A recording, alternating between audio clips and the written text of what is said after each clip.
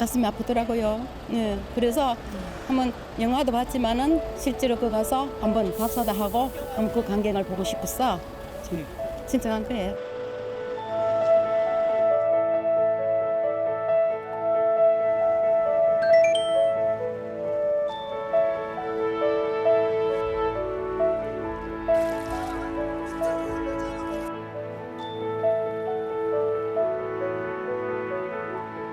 풍경도 보이고 그래서 한 시간 기다렸는데 하나도 지루하지 않았어요.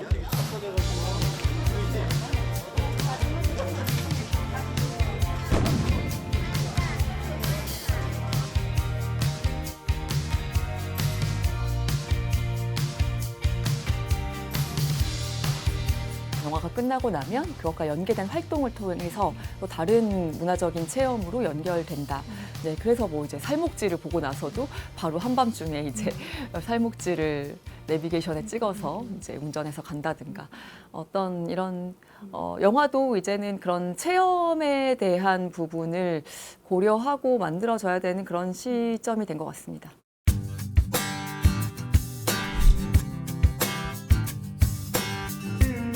중반까지 모으다면 먹는 것 자체에 대해서 주는 웃음 포인트들이 굉장히 많잖아요. 가장 많이 비교되는 작품 중에 하나가 그 7번 방의 선물이잖아요. 그 작품 같은 경우도 중반까지는 웃음을 주다가 끝에 가서 눈물을 정말 펑펑 흘리게 만들 수 있는 관객분들의 감정이 어느 포인트에서 터질 수 있으냐를 굉장히 좀 잘 잡은 것 같아요.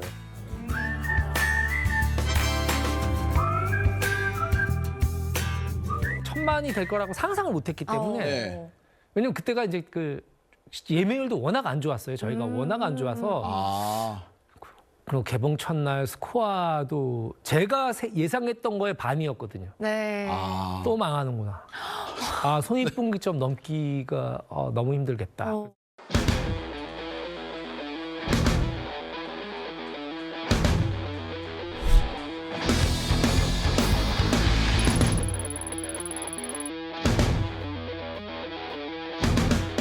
둘째 주 다 높고, 셋째 주 높고, 넷째 주 높고, 다섯째 주가 제일 높았고. 아. 이렇게 된 곳은 10년에 한 번도 안 나올 수 있는 일입니다.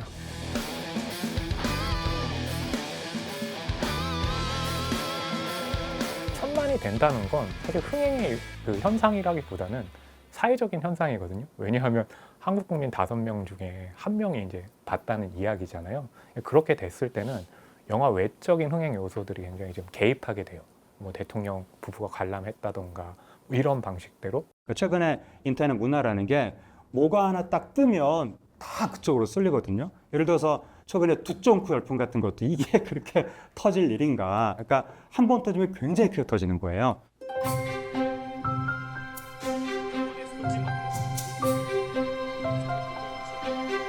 연기의 신도 울고 간 숨막히는 애드리브.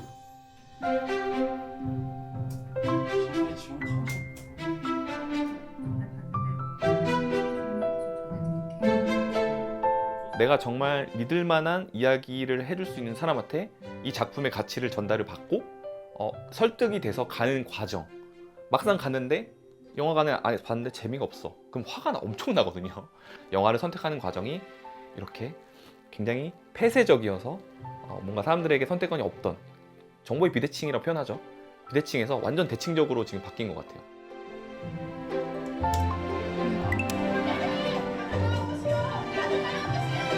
저작권자들에게 허가를 받자. 그리고 결말 포함을 하지 말자. 거의 모든 영화사, 모든 방송사, 그리고 OTT사들이랑 저랑은 계약이나 협업 모드가 되어 있습니다. 소위 망작을 볼만하다고 말했다가 진짜 그 분노를 누가 받냐면 영화사나 배우나 감독이 받는 게 아니라 유튜버들이 속일 수는 없는 시대가 된 것 같아요. 그래서 진짜 재밌는 작품만 살아남고, 예전에는 100억 썼으면 그래도 망해도 한 300만 원 볼 수 있는 시장이었는데 지금은 1000억을 써도 작품성이 좋지 않고 재미가 없으면 뭐 100만도 안 되는 경우가 최근에 왕왕 있었잖아요.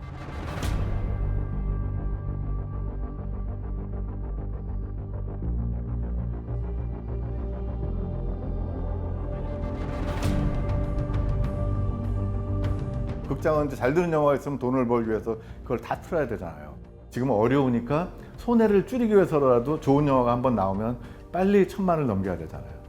근데 그 1000만을 하기 위해서는 나머지 수많은 영화들이 손해를 보고 극장에서 떨어져 나가고 떨어져 나가면서 다시 글로벌 OTT로 빨리 가거나. 사실 그 프랑스 같은 경우는 뭐 헐리우드의 뭐 그 유명한 뭐 어벤져스 이런 게 개봉해도 20여 관 중에 2개 관 이상을 잡지 못합니다. 그러니까 퍼센티지로 따지면 10%가 안 되는 거죠. 그러니까 그거를 프랑스의 모든 극장은 다 지키고 있거든요.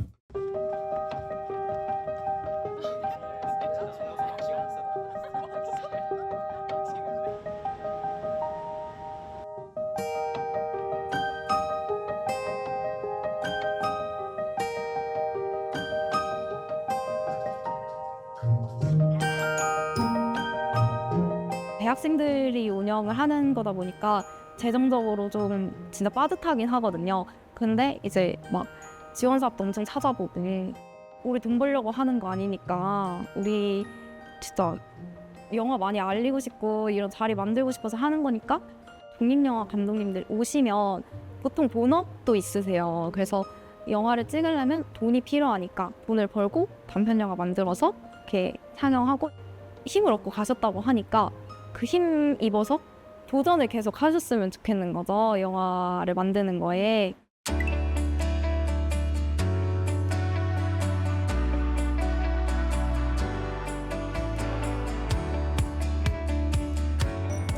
맞죠? 북한에서 오신 기억하시네요. 삼육칠공은 탈북자이자 게이인 철준이라는 인물이 남한의 게이 커뮤니티에 처음으로 이렇게 발을 내디디면서 생기는 일을 다룬 영화입니다.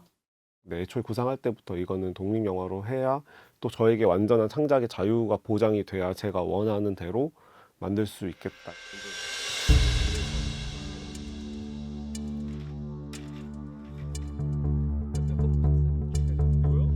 정말 관을 많이 걸 수 있는 제도가 되게 시급한 것 같아요.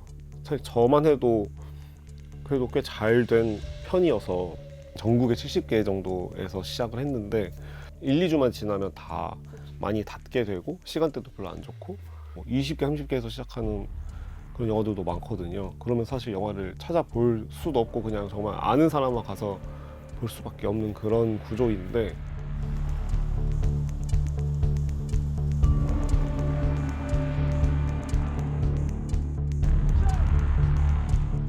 OTT가 생기면서 지금 다양성 영화 안 보더라도 언젠가는 뭐 OTT라든지 다른 매체를 통해서 볼 수 있어. 그렇기 때문에 이 작은 영화들은 오히려 큰 영화들이 잘 될 때 상영 기회를 예전보다 얻을 수 있는 것도 힘들 뿐더러 관객들이 갖는 기대감조차도 지금은 거의 사라진 거죠.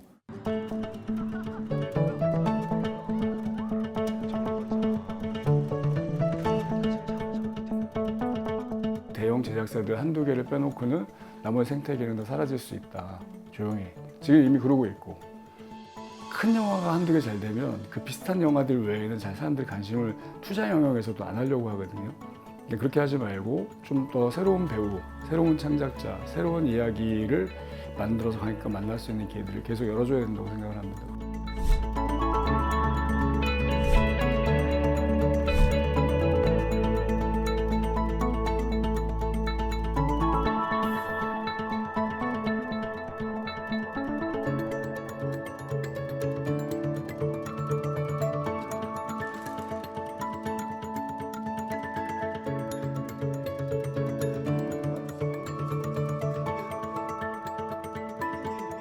2019년처럼 1000만 영화가 계속 만들어지고 다양한 영화가 만들어질 수 있느냐면은 그렇게 보여지지는 않아요.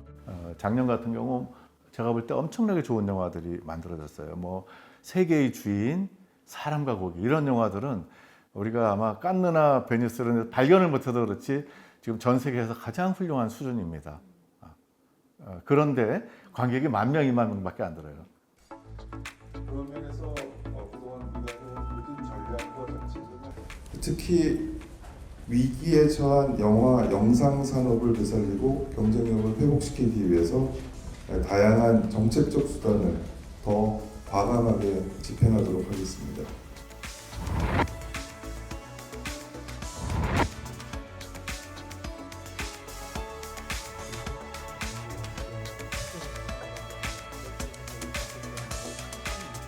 그래서 사람들이 극장 갈 이유가 없어요. 좀 있으면 OTT에 나오는데 말로 극장 갑니까? 집에 앉아 요거만 하고 있으면 되는데. 그냥 살아남을 수가 없어요. 그냥 이런 제도적 보완도 해야 돼요. 제작비 지원도 해야 돼요.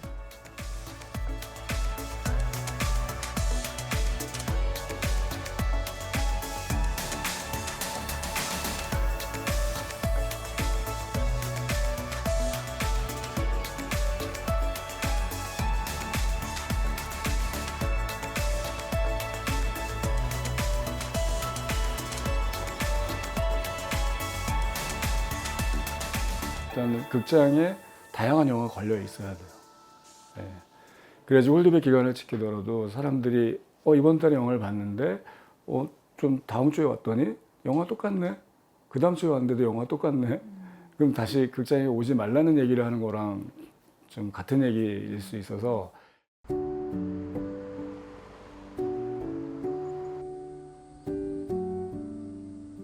사실 영화진흥위원회 어떤 그 제작 지원이 지금 한국 독립영화에서 뭐 가장 큰 규모를 차지하는 지원 사업이거든요. 그러니까 뭐 올해 선정이 되면 올해 안에 영화를 무조건 찍어야 된다든지 막 이런 식의 지금 문제가 좀 많긴 해요. 어떤 그런 사업의 진행에 있어서 좀 더 창작의 현실에 맞는 방식으로 진행이 돼야 되는 게 되게 중요한 문제인 것 같고요. 영화를 조금 더 문화를 보고 공공재를 보고 그래서 예술영화 전용관을 늘리는 것 정부가 그리고 시장에 어떻게 가야지 공정한 경쟁이 되겠구나를 관점을 가지고 시장에 개입해가지고 해줘야지. 전 세계적으로 훌륭한 영화가 나와도 우리나라 관객들한테 홍보도 안 되고 틀어지지도 않고 있는 거죠. 그래서 이런 불균형을 맞춰나갈 수 있는 기회가 어쩌면 지금 이 위기 속에 왔을 수도 있다고 저는 보는 거예요.